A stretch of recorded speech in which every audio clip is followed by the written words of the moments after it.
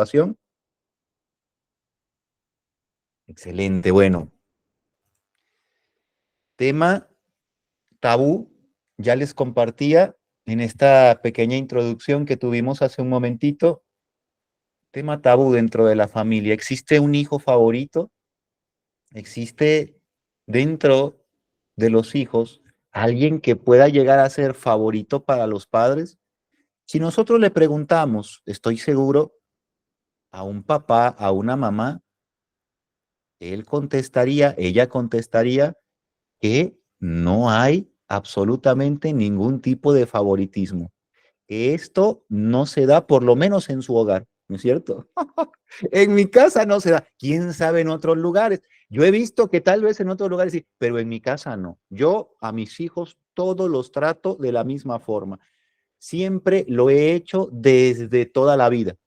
Y eso es una mamá que pues, obviamente respetamos la opinión y decimos, no, pues tiene razón. Sin embargo, en la acción, y cuando nos vamos al papel de hijos, nosotros nos damos cuenta desde ese rol que dentro de lo que puede ser la familia, tal vez de forma inconsciente muchas veces, papá, mamá, tiene ciertas conductas, ciertas formas, ciertas actitudes que pueden llegar a delinear lo que para nosotros y desde nuestra propia óptica parecería cierta inclinación hacia un miembro de la familia. Incluso hay algunos que lo hablan abiertamente. Este es mi favorito, este es mi gallo, este es mi campeón. Entonces, hay papás que de repente pueden llegar y decir, te presento a mi hijo, ¿no? A mi hijo Luisito, te presento a mi hijo Luis, y de repente, y te presento a mi campeón. ¿No es cierto? En ese momento hay una marca distintiva. Prácticamente no se puede ocultar. Por eso, muchos de nosotros tal vez hacemos obvio este tipo de inclinación, pero otros muchas veces terminamos por tratar, y es legal también, de cubrir un poco ese tipo de preferencia. O bien, el no darnos cuenta simplemente es una forma de tratar de ocultarnos a nosotros mismos ese tipo de preferencia. Fíjense, pero ¿será, ustedes qué dicen? ¿Será que existen los hijos favoritos en casa? Recuerden, amigos, que pueden enviar mensajes por aquí. Tienen la oportunidad de echarse un mensajito. Tienen la oportunidad de abrir su micrófono y opinar con mucho gusto. Tienen la oportunidad también de, si gustan, levantar su manita. Aquí hay una manita. En todos los dispositivos está esa manita. Si yo levanto mi mano, ahí se ve enseguida que levanté la mano. Entonces, quien guste puede levantar su manita y puede interactuar. Esta es una experiencia interactiva y eso es lo que estamos buscando. Constantemente el estar en este tipo, ¿no? de dinamismo en nuestras sesiones. Bueno, ustedes imaginan que este fenómeno que puede llamarse el favoritismo hacia un hijo o el hijo favorito, ¿se dará en todos los hogares o solo en algunos? ¿O es un fenómeno que es más un mito que una realidad? ¿Ustedes qué me dicen? ¿Será que ustedes hayan observado algo en casa desde su propio hogar? ¿Habrá algo que puedan compartir? Bueno, ya nos dirán, ¿será que esto sucede solo en México o sucederá, amigos, en todo el mundo? Vamos a intentar prestar atención a una historia que yo precisamente ahora quiero leerles, aquí la tengo. Ella es Debra Dennett. Esta es una joven que es de Inglaterra, ¿sale? Y esta es una nota de la BBC de Londres, precisamente, esa gran cadena de noticias. Bueno, ahí está. Entonces, dice así, mis hermanos y yo siempre sabíamos cuando mi hermano menor iba a visitar a nuestros padres. Mi mamá preparaba pequeños cócteles de langostinos como plato especial. El hijo pródigo, protestábamos con algo de molestia. porque el resto de nosotros nunca recibiríamos ese tipo de trato privilegiado. La explicación oficial era que él no venía al almuerzo dominical tan frecuente como el resto de nosotros, pero aún así no nos parecía realmente justo. La verdad es que a pesar del cóctel de langostino, yo no creía que mis padres tuvieran favoritos. Fui criada en una familia de clase trabajadora. 6 de mis hermanos en el norte de Londres, naturalmente mis hermanos, hermanas y yo, diferentes roles y obligaciones teníamos en la casa y en la familia, pero las razones de eso parecían prácticas. Es decir, está compartiéndonos que en algún momento ella no notó como tal esa preferencia. Sin embargo, ahora como adulto tal vez empezaba a distinguir. Dice, como la menor, por ejemplo, yo siempre era la que iba a buscar las cosas que necesitaban mis padres, tal vez porque creían que yo tenía mucha energía. Mi hermana era la que solía ir de compras porque podía conducir. Era una casa bulliciosa y a eso se le añadía nuestra perra dálmata, Shelva. ¿Ah? Bueno, ahí lo está narrando, es una narración de ella. En general, todo me parecía bastante equilibrado, pero el año pasado, durante una reunión familiar, uno de mis hermanos soltó la lengua y dijo que pensaba que yo era la favorita de mi padre. Cuando tú pensabas que había un favorito en casa, tómala, alguien más pensaba que eras tú.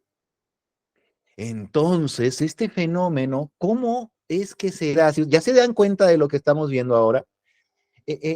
Lo que nos revela este pequeño compartir de esta persona que incluso literalmente está del otro lado del mundo, es un fenómeno que rebasa nuestras tradiciones, nuestra sociedad, nuestra cultura como mexicanos, como latinos, o sea, va más allá, ¿cierto?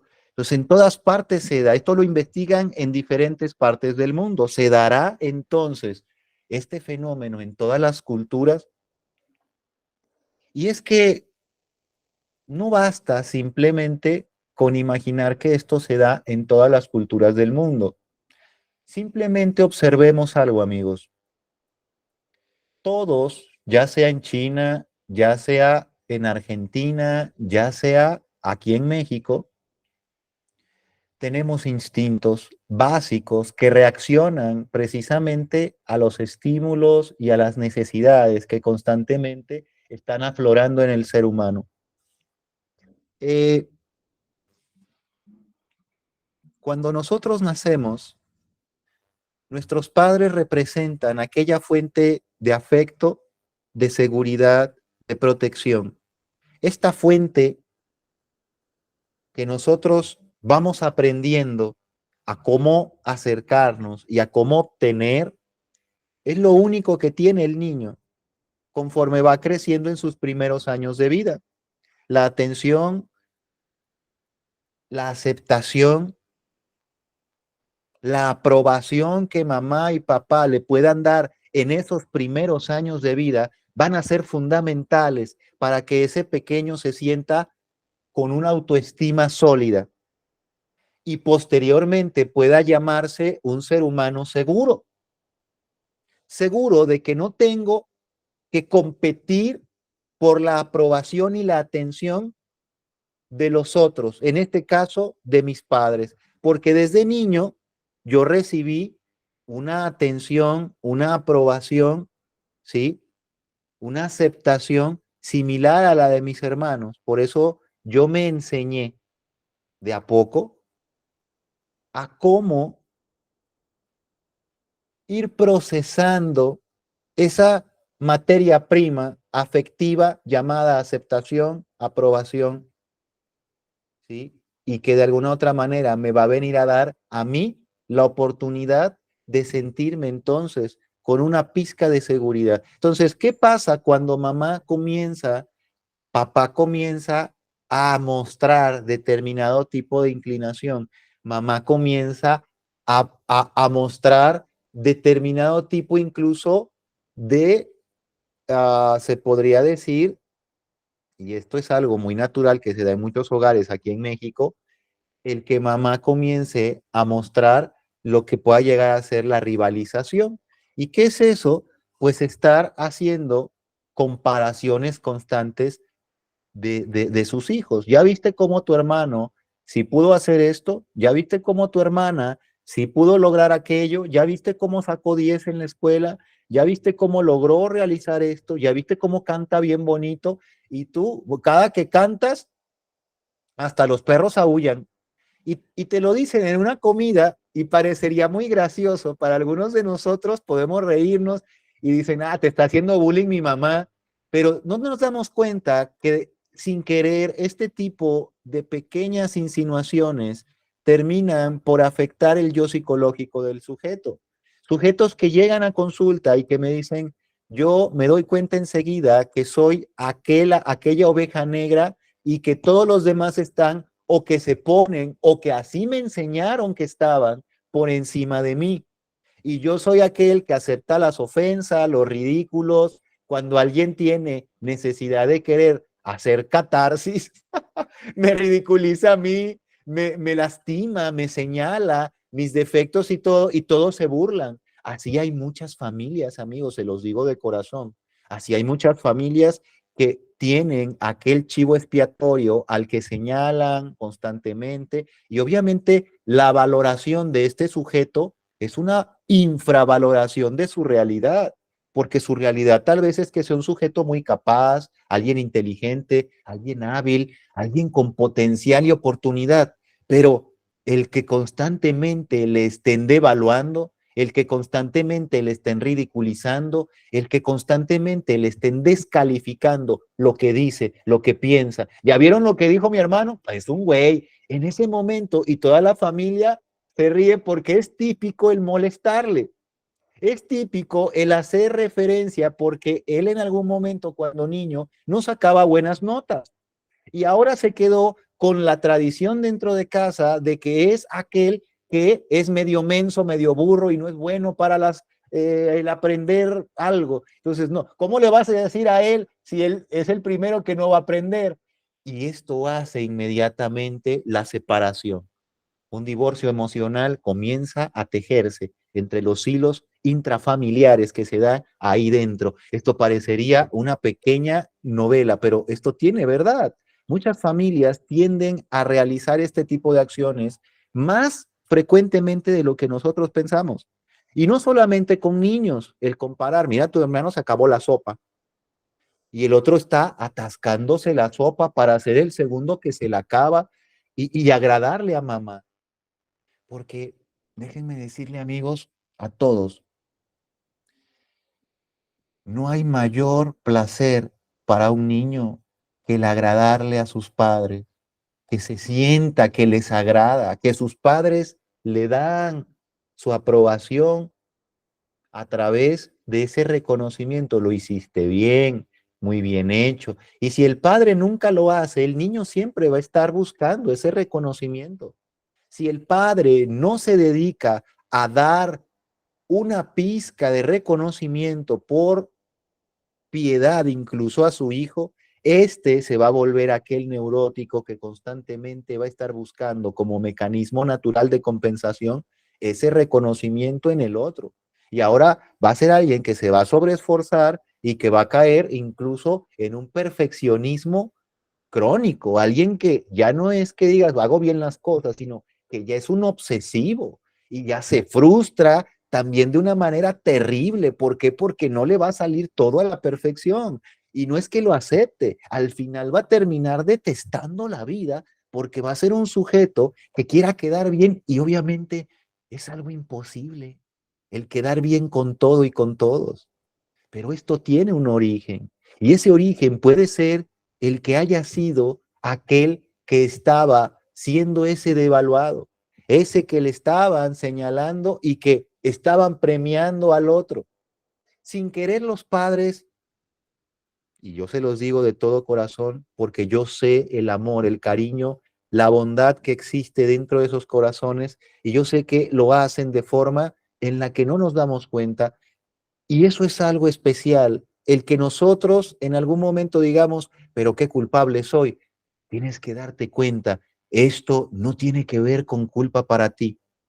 Tienes que empezar a darte cuenta que muy posiblemente esto tiene otros orígenes, amigos, que vamos a ver enseguida. Así que si tú eres papá, te das cuenta que hay cierta inclinación, que ahora tal vez lo estoy descubriendo, o simplemente estoy ahora revisando esto que está diciendo esta persona, en este momento voy a darme oportunidad de ver cuáles son los posibles escenarios que llevan a un padre, a una madre, a inclinarse, a favorecer, a tener favor por alguno de sus hijos. Y estos son lo que pueda llegar a decir el famoso escritor Jeffrey Kluger, así se llama, Jeffrey Kluger con K. Él asegura que el 95% de los padres tienen un hijo preferido, dice. Y espérense, algo más gracioso.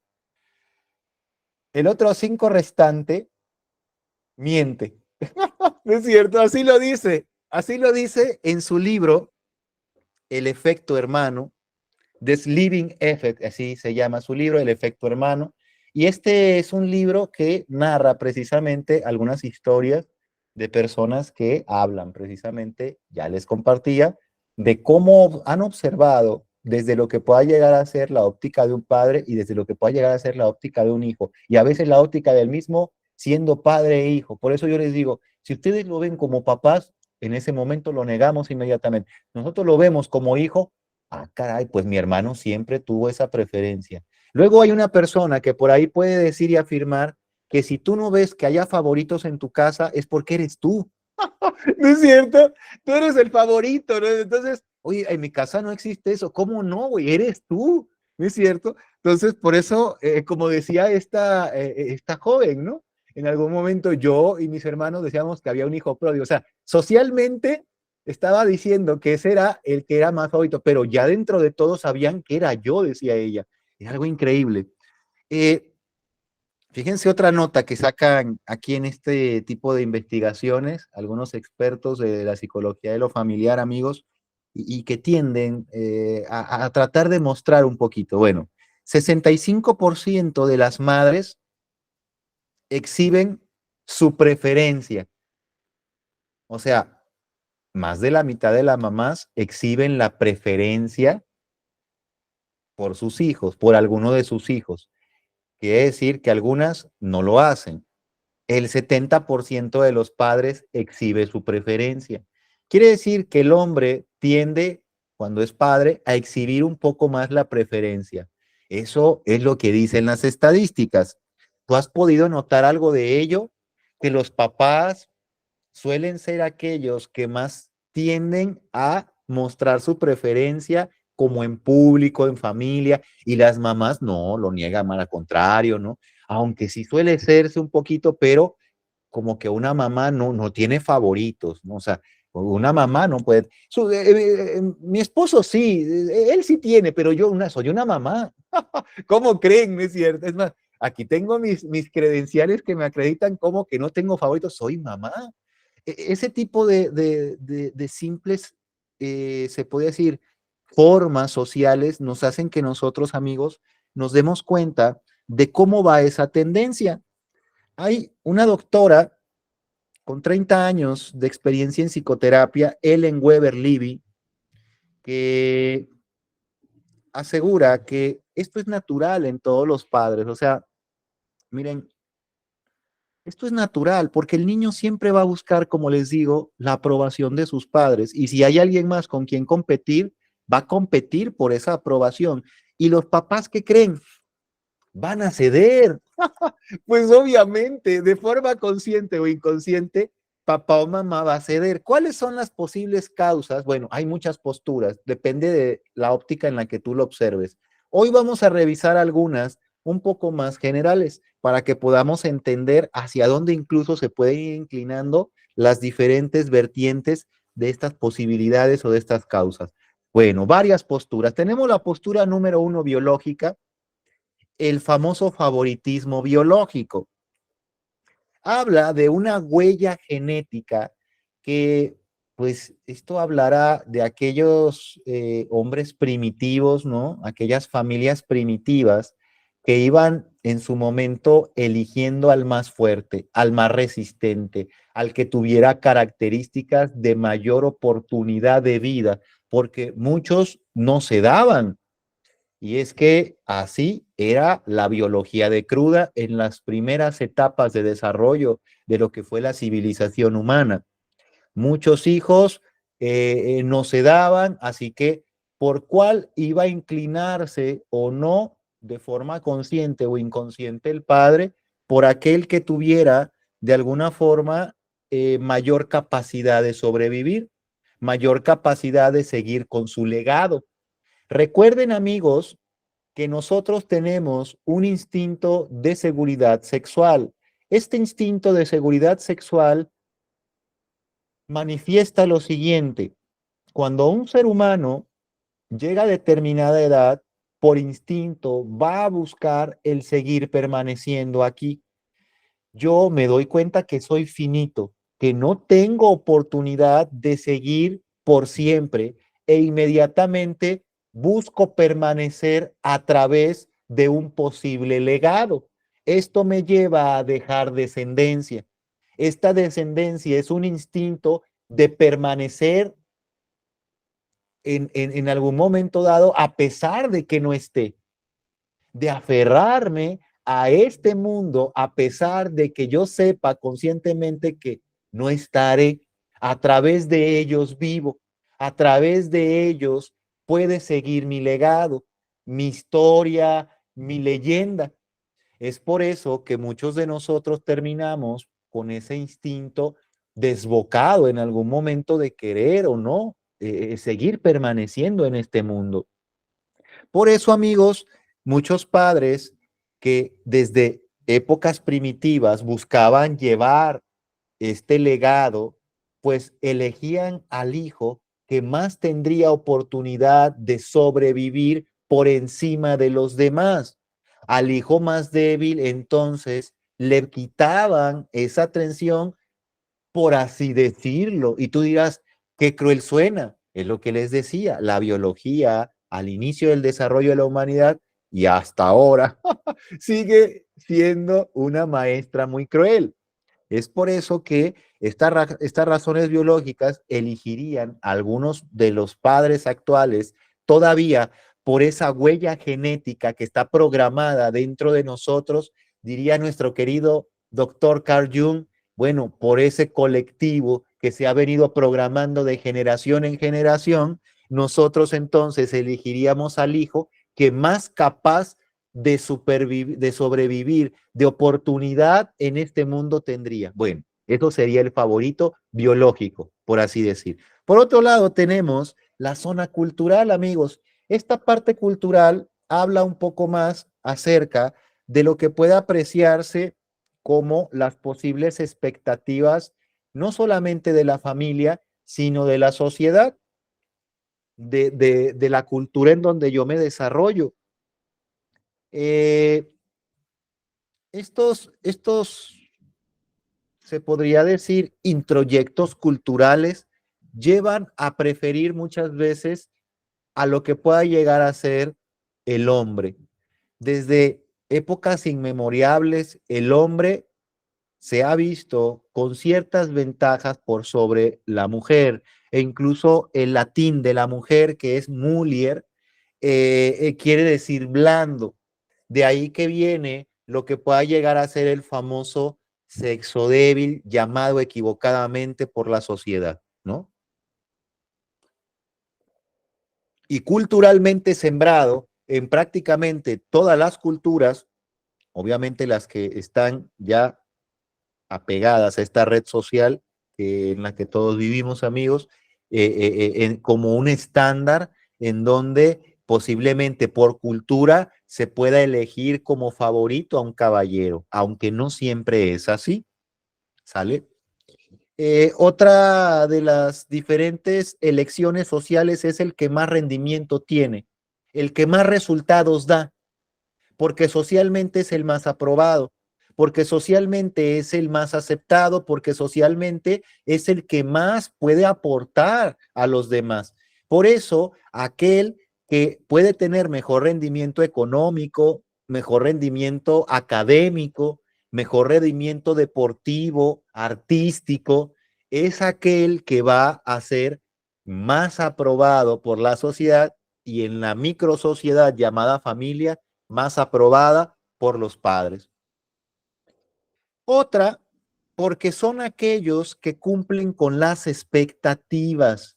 La sociedad tiene expectativas para un ser humano que crezca, que se desarrolle, que cumpla con la propia sociedad estudiando y luego haciendo algo por la propia sociedad, ¿no es cierto?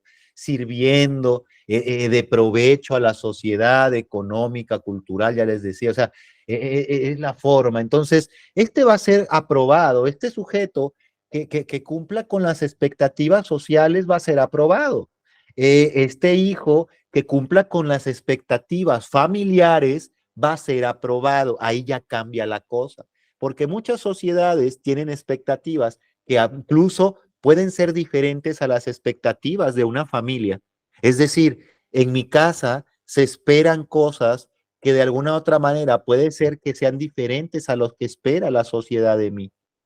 En mi casa puede que se espere que yo cuide a mis padres, cuando la sociedad espere que yo me desarrolle, que yo siembre mi propia familia, que yo crezca, que yo produzca, que yo aporte. Y en mi casa lo que se espera es que, como la tradición de esas tradiciones clásicas en el México clásico, en donde el hijo menor se quedaba a cuidar a los padres. Esa era una tradición del México clásico. El hijo menor, después de 12 hijos, ¿no? El hijo menor era el encargado de cuidar hasta la vejez a los padres. Posteriormente puede entonces hacer su vida. Entonces era aquel o aquella era en sí, era la hija menor, o sea, incluso le daban el oficio a la mujer.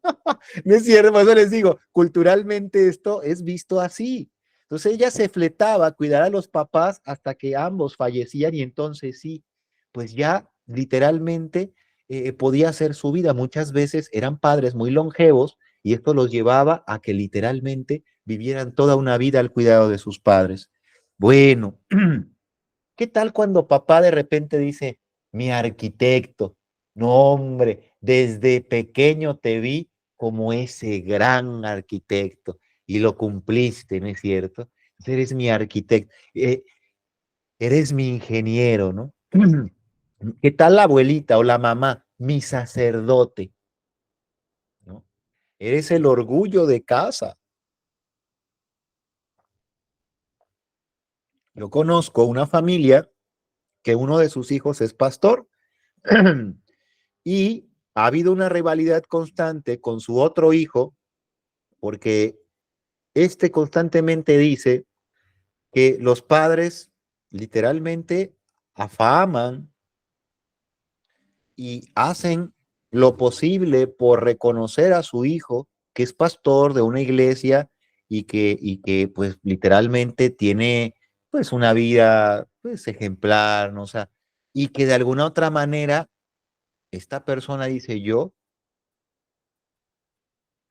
siento que desde que antes que él fuera así, ellos ya tienen una inclinación para con él. ¿Sí? Esta persona cuando me decía esto acababa de salir de un centro de rehabilitación. Estuvo ahí metido durante varios meses. ¿Sale?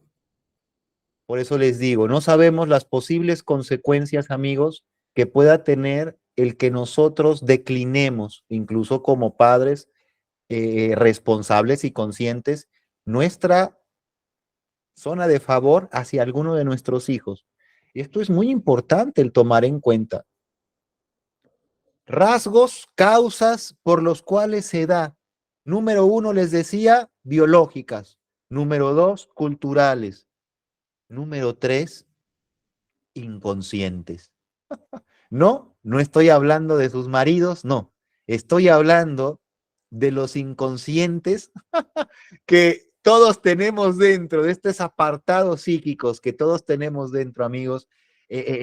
Miren, esta instancia psíquica llamada inconsciente es aquella zona en donde muchos de nosotros realizamos tareas que están por debajo de las tareas que realizamos de forma, se podría decir, natural e incluso por debajo de lo que es natural, como esa zona subconsciente. El inconsciente es algo donde yo no me doy cuenta que sucede.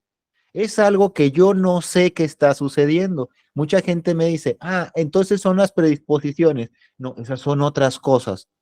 Las predisposiciones tienen que ver con una zona más biológica, con la genética, que también la genética aquí tiene que ver también con esto, amigos, pero eso es otro rollo y también corre por la carretera inconsciente. ¿Por qué? Porque no nos damos cuenta que la genética está ejerciendo poder en nosotros. Yo simplemente reacciono de determinada forma. Yo soy inconsciente a esa información genética que traigo yo. Yo soy inconsciente a eso.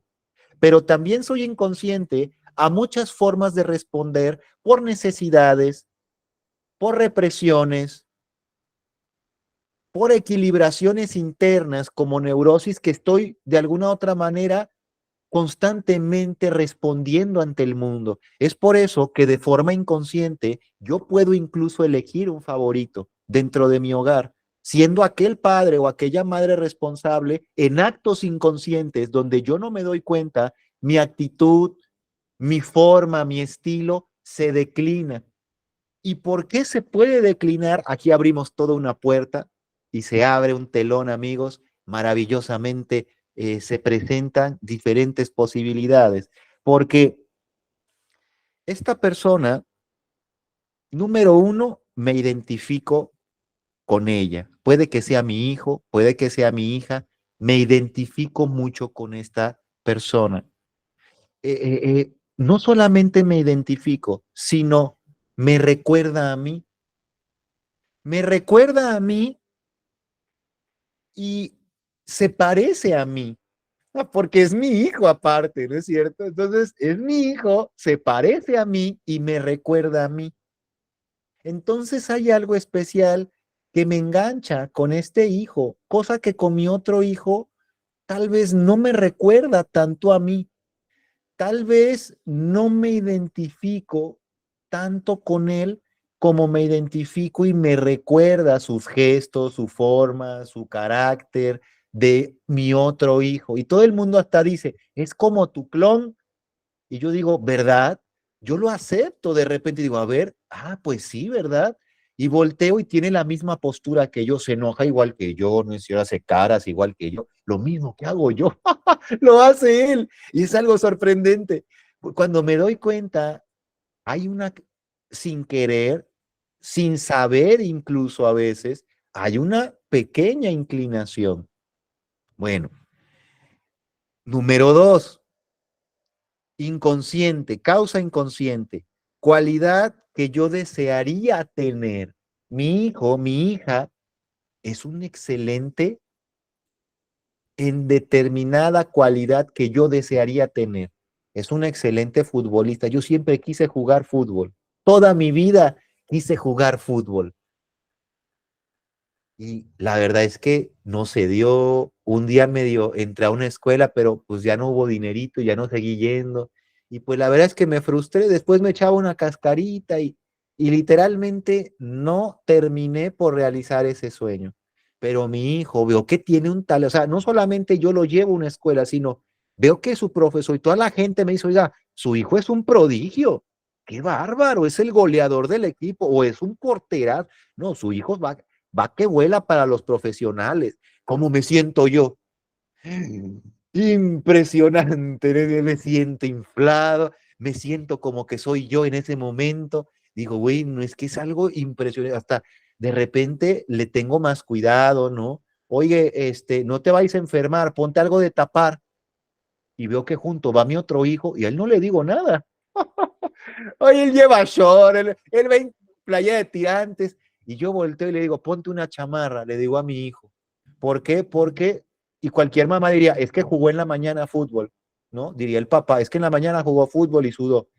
Es propio, pero ya desde ahí te das cuenta que hay una pequeña, sutil, muy sutil inclinación hacia prestar atención, ver la necesidad de uno o de otro. ¿Sale? Bueno, Me recuerda a alguien que amé, número 3, y que no está ya. Puede que me recuerde a mi abuelo, a mi padre. Le puse el nombre de mi abuelo, porque él me crió, él fue todo para mí y nunca lo conoció, pero lleva su nombre. Entonces, ese hijo es especial porque me recuerda a alguien que amé tanto y que ya no está y que a través de él vive tal vez. Y esa añoranza se convierte posiblemente en favoritismo.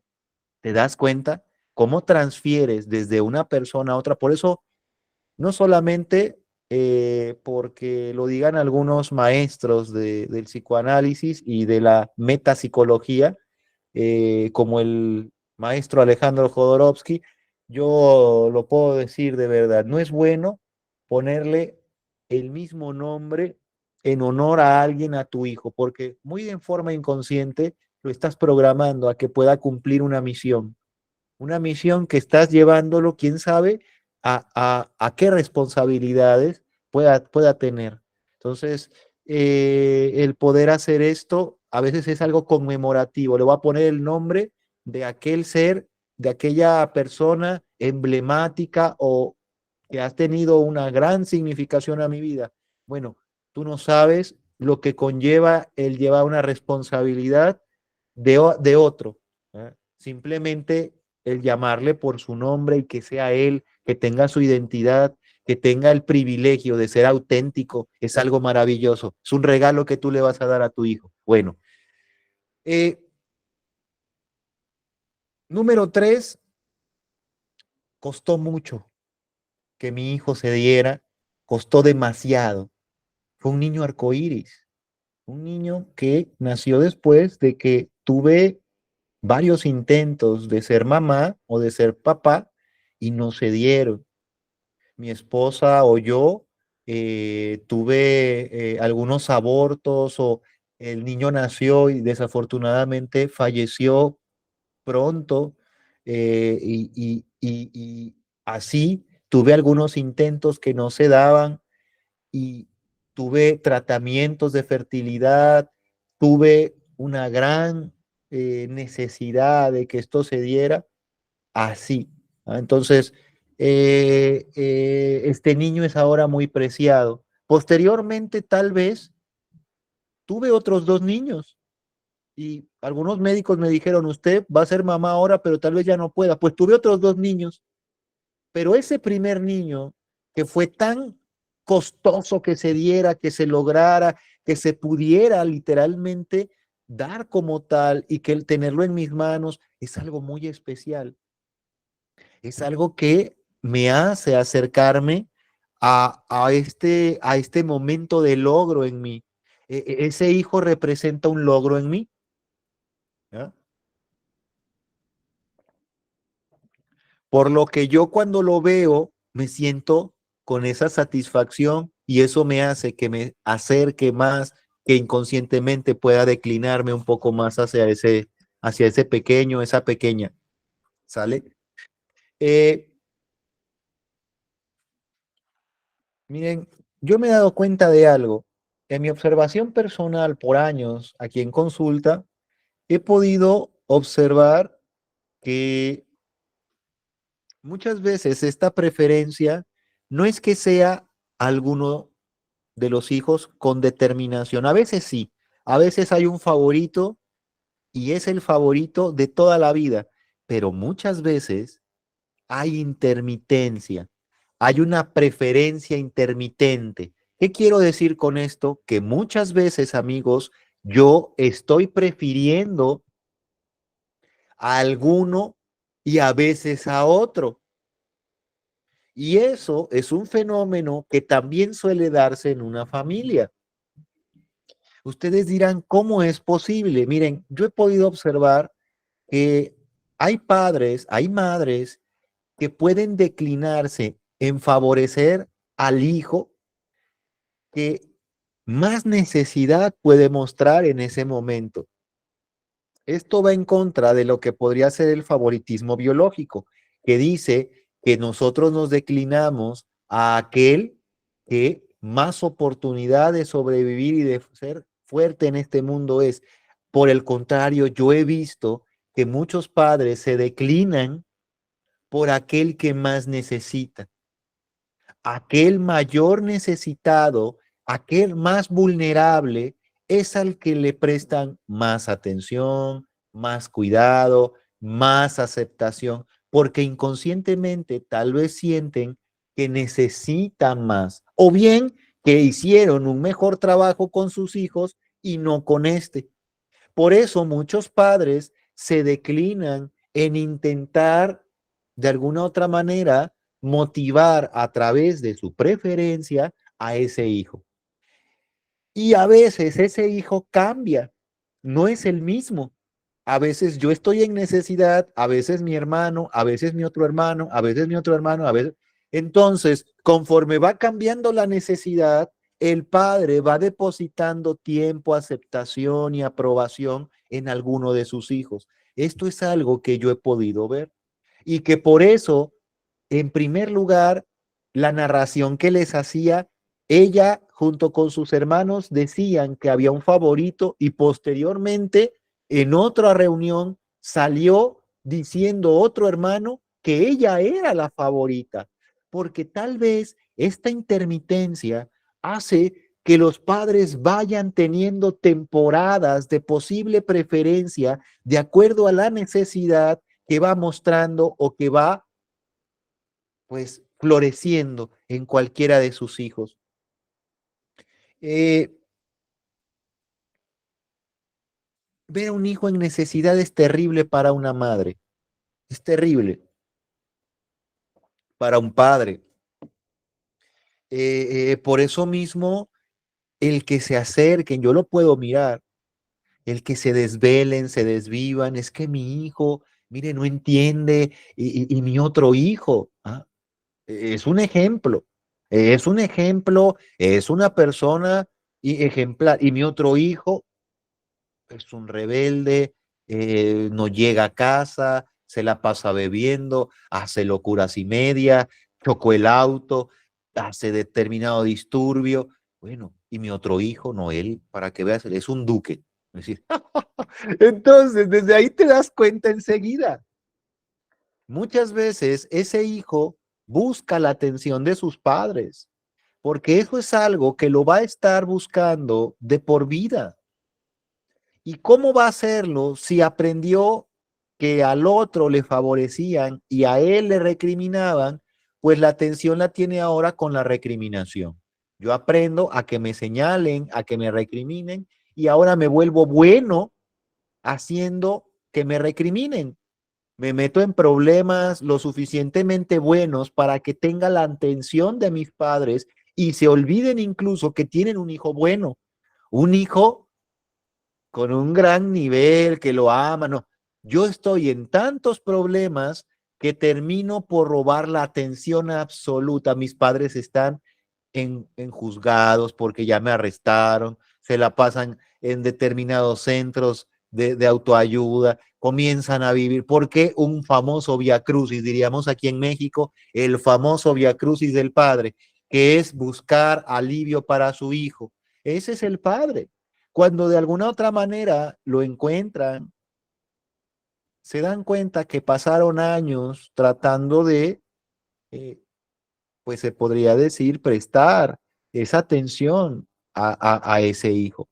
Y los otros hijos que incluso también estaban necesitados de atención, al final terminan diciendo, ese es el favorito, porque a nosotros jamás nos prestaron esa atención.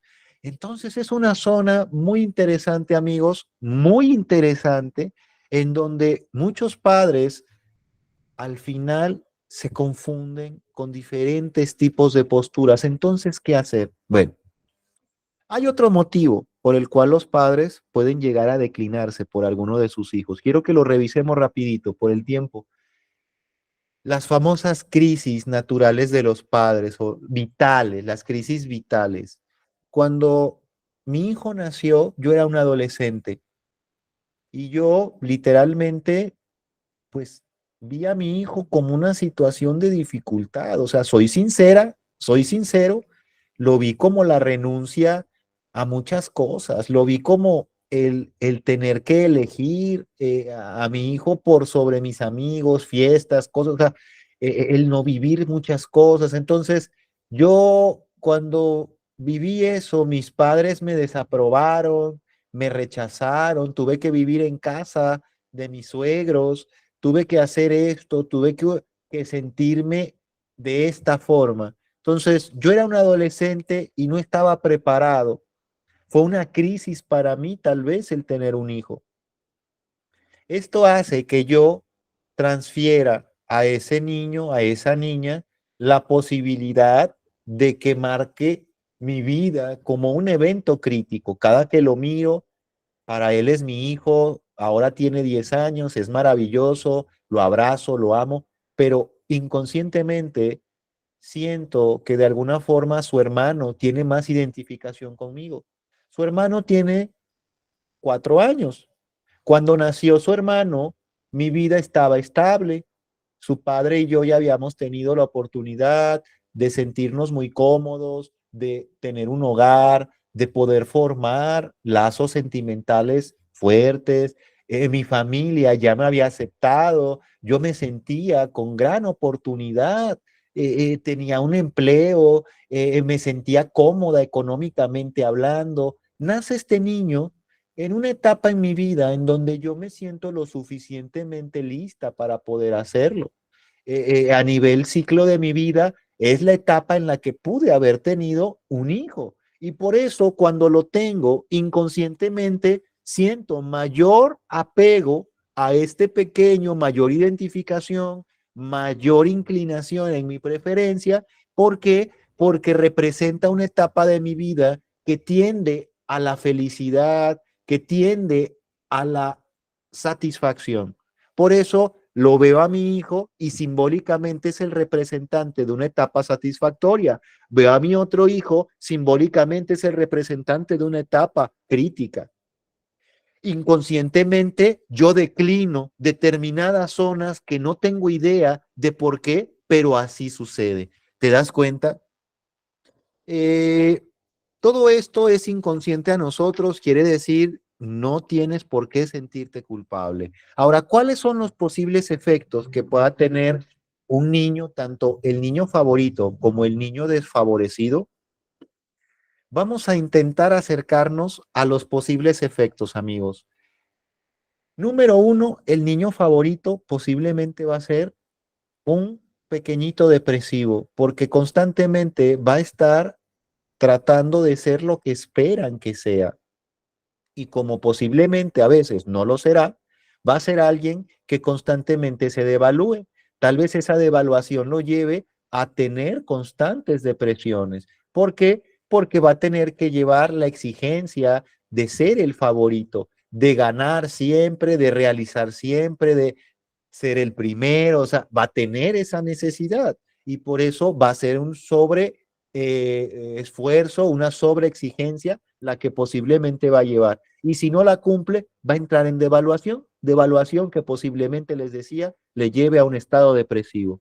Número dos, va a ser un niño que posiblemente va a crecer a ser un joven con baja empatía. No se va a poder poner en el lugar del otro, porque como siempre fue favorecido, como siempre papá, mamá le inclinaban, le favorecían, le daban, posiblemente va a ser alguien que no entienda el no tener. Y si alguien tiene que compartir con él, él se va a ofender. Por eso no va a ser alguien empático. Le va a costar trabajo el poder vivir de una forma social funcional. ¿Ah? Por eso mismo va a ser alguien que va a ser posiblemente egoísta. Va a ser alguien que desarrolle cierto nivel de narcisismo por encima de lo natural. Va a llevarse a posibles dificultades para que de alguna forma pueda incluso ser aceptado socialmente, porque va a ser aquel que siempre va a estar acostumbrado a tener todo. Por lo tanto, va a llegar a exigirle al otro, a sus maestros, va a llegar a exigirle a su pareja, va a llegar a exigirle a sus amigos, va a llegar a exigirle a todos, a la gente en su trabajo, así como le exigía a sus padres y ellos podían declinar su favor, su afecto, su economía, lo que fuera. Entonces, eh, obviamente va a ser alguien que va a tener a pues, una personalidad de poseer. Va a ser alguien que no va a tener, va a poseer. Y aquí es donde habla el doctor Sigmund Freud. Dice que aquel favorito de su madre, aquel que llega a ser el gran favorito de mamá, es aquel que va a desarrollar una personalidad de conquistador. Quiere decir que es aquel que va a tomar una postura de Don Juan, aquel que no se va a sentir satisfecho con el amor de una sola mujer o de un solo caballero, en el caso de una dama. Va a ser aquel que va a buscar de alguna otra manera el satisfacerse de una manera, se podría decir, natural a través de diferentes personas. Va a ser un conquistador. Cuando llegue, no va a decir, hey, estoy conociendo una persona. Él va a conquistar una persona. Él la va a poseer. Cuando posea a esa persona será suya. Entonces va a parar ese motor de querer conquistarle y va a empezar a tratar de conquistar y poner su bandera en otro lugar. Esta personalidad de conquistador es alguien que difícilmente va a entrar en amor. Es una persona que se le dificulta amar porque constantemente está en este tipo de recurrencia y son seres humanos que terminan muy solos. Aparentemente son conquistadores, tienen muchas mujeres, muchos caballeros, son afamados por su gran dominio del sexo opuesto, son grandes, dominantes del otro, pero muy bien el fondo son seres humanos muy vacíos de afecto, de cariño, incluso de protección, elementos básicos que un padre te da y que él o ella está buscando en esas constantes parejas recurrentes, ¿no es cierto?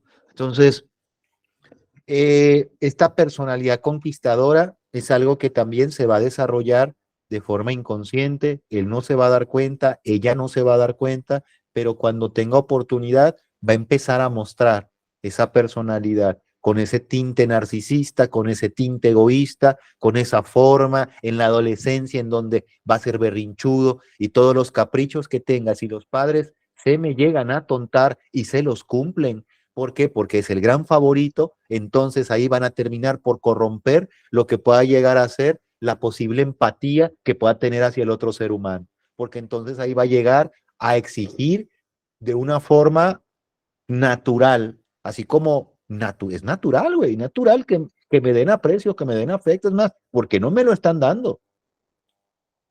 Lo va a exigir, se va a molestar y obviamente se va a frustrar, porque no en todos lados le van a hacer sentirse la favorita o el favorito. Va a ser una persona que va a estar muy frustrada, posible frustración crónica. Va a ser alguien que va a estar frustrado porque va a encontrar escenarios en su trabajo, puede que haya un favorito. Y es el cuate que pues, está ahí al lado derecho del jefe, ¿no es cierto? El cuate que es literalmente, como dicen, la sombra del jefe, está ahí siempre, está ahí. Y él o ella, acostumbrado a ser el favorito, se va a sobreesforzar, va a entrar en una neurosis. Y tal vez el favorito es el hijo del jefe, es el sobrino del jefe. Y él ya tiene un puesto asegurado a su lado. Y ella o él están esforzándose, empiezan a juzgarlo y ya se dieron cuenta cómo el sobrino del jefe es un baquetón, el güey no hace nada, es un vago, se la pasa fumando en los descansos, el güey no se intoxica, es un asco de ser humano. Entonces cuando te das cuenta, empieza, ¿no es cierto? Esa zona, como yo no puedo subir ahí, ¿qué voy a hacer? Lo voy a bajar, papá, lo voy a bajar, lo voy a denigrar. Y así sucede también en la familia. ¿Ya viste, mamá, que mi hermano es un pinche soberbio, es un loco el güey? No, ese güey es un no, ¿cómo es posible? ¿Ya viste que mi hermana es una chismosa? ¡Qué barbaridad! ¿Ya viste que mi tío, ya viste que mi hermana, ya viste? Y comienza entonces, ¿ya viste que es un flojo? No, y yo no sé cómo tú tanto que le quieres, pero mira, es un flojo, nunca te ha ayudado, no te da nada. Y míralo, hay tanto, y cada que viene le da esos camaroncitos y la chinga. ¡Qué barbaridad! Así, y la mamá ahí la pones entre la espada y la pared. ¿Tú qué haces? Lo descalificas. ¿Ya viste que trae auto nuevo y a ti no te dejan ni siquiera 100 pesos para que te tengas tú algo? No, qué barbaridad, papá, mamá, qué barbaridad. Ese tipo de cosas, amigos, son las que terminan por hacernos que nosotros mismos nos delapidemos. O sea, yo mismo comienzo a bajarme, yo mismo, porque de alguna forma al intentar bajar al otro, lo único que hago es empezar a mostrar mi verdadero yo. Y eso me denigra más, eso me denigra más. Aquí, entonces, yo les voy a mostrar cuál es la posible zona de efecto adverso ahora del niño desfavorecido. Este es del niño que le dieron todo.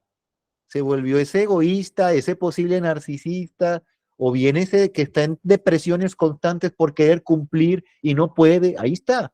Sin embargo, del otro lado, ese otro pequeñito que no le favorecieron, que siempre buscó, obviamente, el favor de mamá y no lo tuvo, de papá y no lo tuvo, va a crecer con una necesidad. Necesidad latente, quiere decir, está ahí, está latiendo y está pidiendo. Y como no se llena, busca con qué llenarle.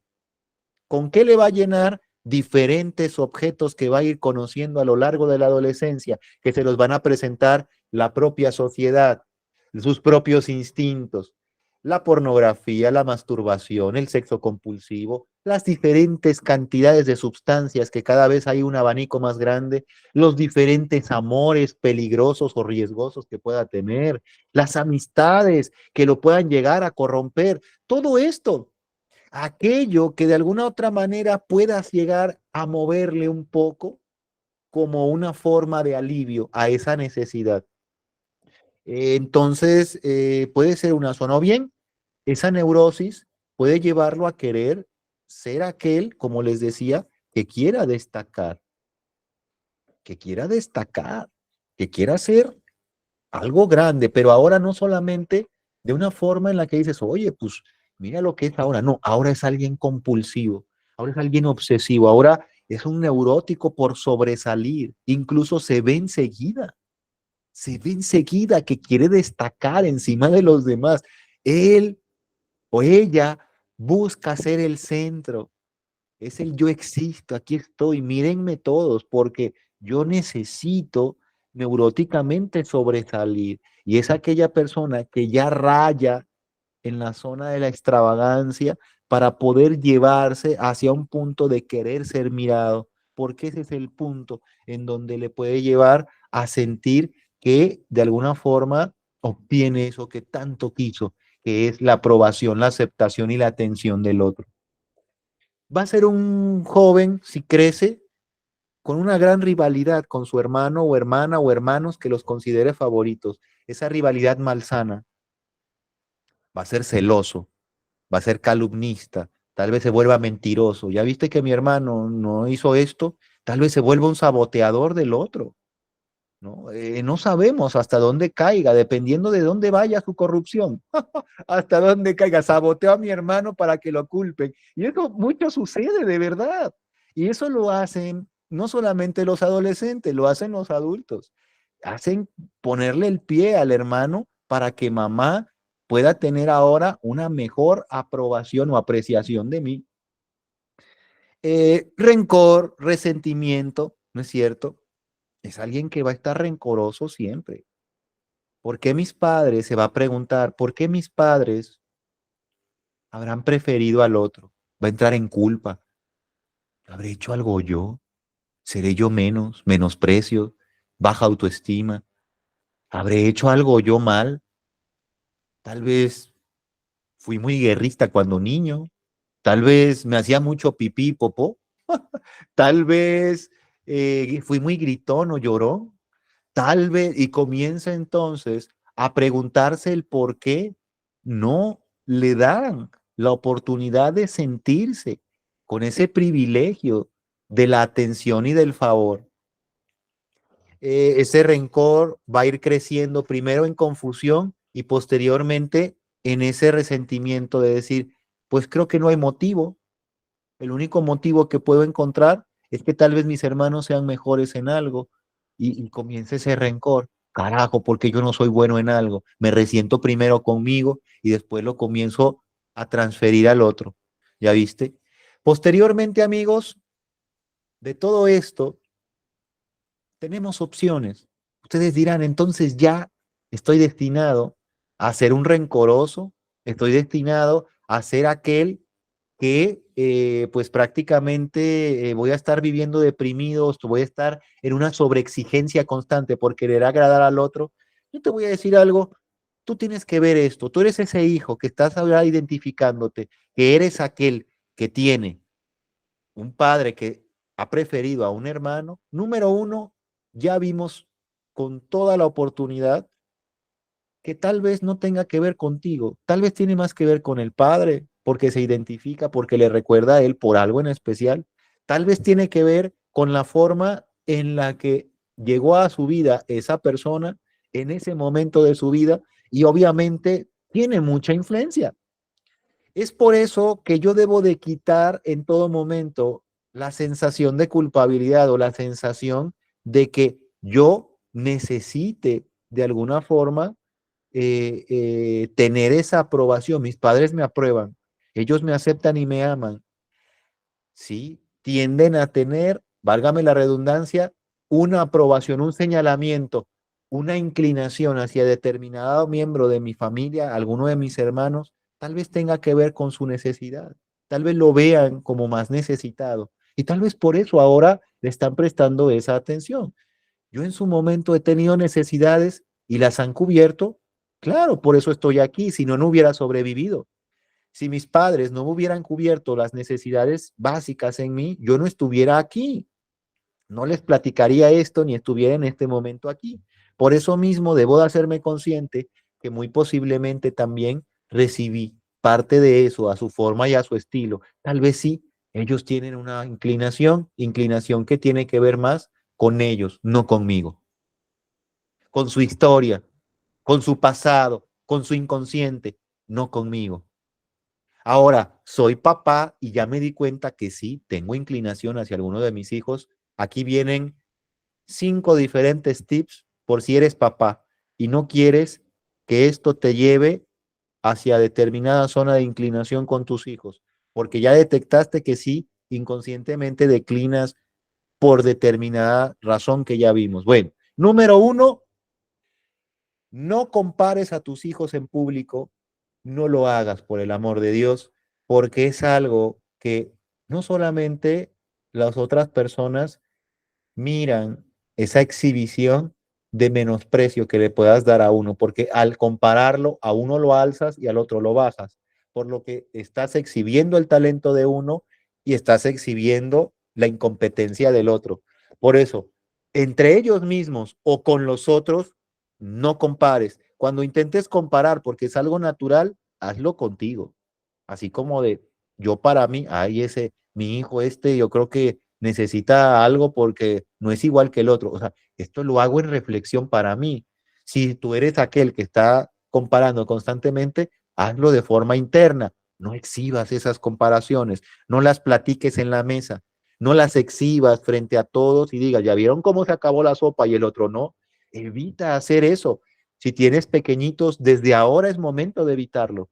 Número dos, no castigues en público a tus hijos, ni los castigues frente a su hermano, porque eso hace que yo quede con esa sensación de menosprecio. El solo hecho de sentirme castigado en público ya es una sensación de que los otros ven cómo yo hice algo malo, cómo yo no hago bien las cosas, cómo yo necesito una reprimenda, cosa que es una exhibición de mi intimidad, cosa que un padre no debe de hacer en público.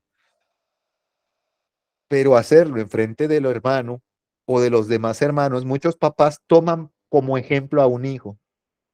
Ay, mira, qué bueno que se portó mal para que los demás aprendan. Le doy una zarandeada, una jalada de pelos, le digo de lo que se va a morir hoy y mañana, lo hiero de forma verbal, psicológica, de forma física, y mis otros hijos viendo. En ese momento, los demás lo miran con ese menor precio. Ya desde ahí le están compadeciendo, ya le están mirando con una compasión. Y no es malo, pero es un valor por debajo. Él o ella lo va a percibir en el grupo, en el colectivo, y después se va a sentir por debajo del otro. Por eso trata de castigarles, si les castigas, si les reprimes, si les das determinado tipo de castigos en privado. Oye, ¿cómo castigaste a mi hermano?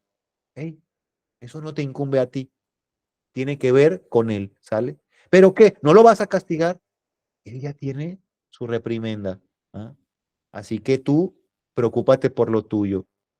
Así de sencillo, esas son las frases típicas, pero muchas veces el hermano quiere que el otro sea castigado. Por eso tú trata de mostrar esa línea fácilmente de oportunidad en donde lo llevas a la zona donde le corresponde. Tú enfócate en lo tuyo y yo en lo mío, que es poner orden. Así que yo ya hice lo correspondiente. Atiende sus quejas. Número eh, número tres, reconoce y señala sus virtudes. Aunque sean diferentes amigos, sus hijos tienen diferentes talentos, virtudes, conocimientos, diferentes tipos de dones que están ahí, que los tienen ahí y que tú los has visto. Uno es bueno para la parte académica porque es bueno para la lógica, el otro es bueno para las artes, para la música, para la danza, para el karate, para las artes marciales. Yo me doy cuenta enseguida, yo reconozco ese talento en lugar de estar, hey, tú no eres bueno para esto, yo voy a reconocer para lo que es bueno. Hoy tuvo una exhibición de karate mi hijo, hoy fui a su exhibición y le felicité. Mañana mi otro hijo me trajo un 10, yo le felicito. No lo valoro por encima del otro, ni lo pongo por debajo del otro. Simplemente a su forma y a su estilo intentan ganar también parte de mi atención. ¿Qué es lo que puedo hacer? Reconocerles el intento que están buscando hacer, tratar de llevarlos a una zona donde se sientan seguros. Lo que estás haciendo me agrada, lo apruebo, es algo que me gusta, cómo lo realizas, me gusta tu estilo, me agrada la forma en la que tú lo haces. Eso es algo que lo valida. Número 4, atiende sus quejas. Ahora sí, atiendo sus quejas. ¿Qué es atender sus quejas? Algunos de los hijos que de repente se sientan por debajo del otro le van a constantemente o bien en algún momento te lo van a decir. Hey, es que prefieres a mi hermano. Hey, es que a mi hermano, no fuera yo mi hermano, no fuera yo mi hermana, no fuera yo el que te pidiera esto porque ya estuvieras ahí. Entonces en ese momento me doy cuenta, oye, mi hijo me está diciendo. No lo voy a dejar pasar. Ay, hijo, a todos los quiero igual. No, a ver, hijo, ¿por qué te sientes que yo le presto más atención a tu hermana? No, porque tal cosa siempre le tienes preferencia. Ok, ¿en qué te gustaría que te apoyara yo? Porque dices que apoyo más a tu hermana. ¿En qué te gustaría que yo te apoyara? Pues en que yo quiero aprender inglés o en que yo quiero hacer esto, en que, ok, vamos a buscar la forma de tratar de que tú te sientas apoyado en ese tema. Vamos a platicarlo, vamos a hacer una pequeña reunión con mamá y vamos a platicarlo. Esta es la forma en la que yo de alguna manera me acerco a lo que puede ser la queja. El mostrarme abierto, el mostrarme abierto es algo maravilloso. El que lo niegue, no, aquí no hay favoritos. Incluso cuando es algo obvio, es algo que más detestan los hijos que no son favorecidos. ¿Cómo no? Si es claro que con mi hermano tienes favoritismo, ¿no? Bueno, número 5, trata, si tú ya te das cuenta que tienes o que cierta inclinación se da por alguno de tus hijos, trata de mostrar a nivel familiar una actividad en donde todos tengan un día. El día de mamá, el día de papá, el día del hijo, el día de la hija. O sea, todos tengan un día en la semana en donde de alguna u otra manera en ese día cocinan esa comida que le gusta, ven ese canal que le agrada, realizan ese tipo de actividades que les gusta. Este fin de semana, ¿quién le toca? Le toca a tu hermana.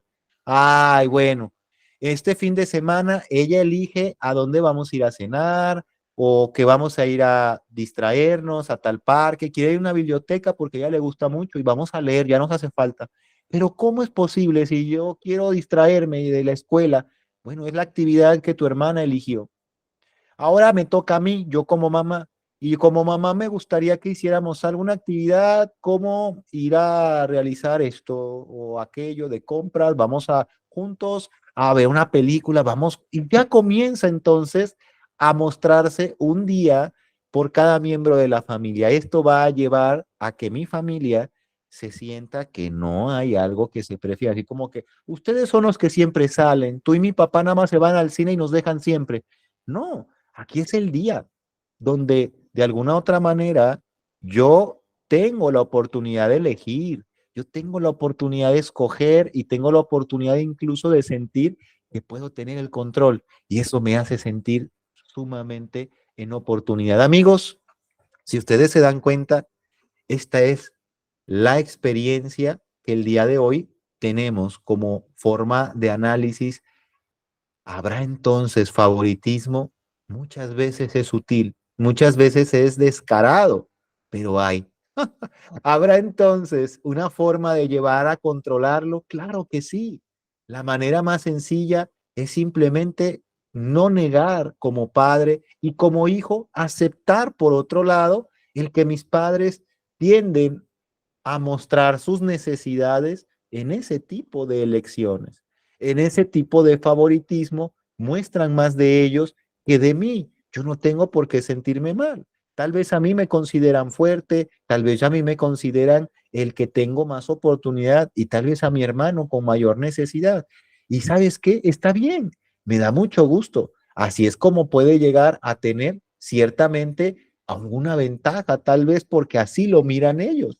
En este tema, amigos, literalmente podemos hablar durante mucho tiempo de todo esto, pero el día de hoy hemos llegado a nuestro fin. Así que yo les agradezco de todo corazón la oportunidad que me brindan. Vamos a concluir nuestra grabación.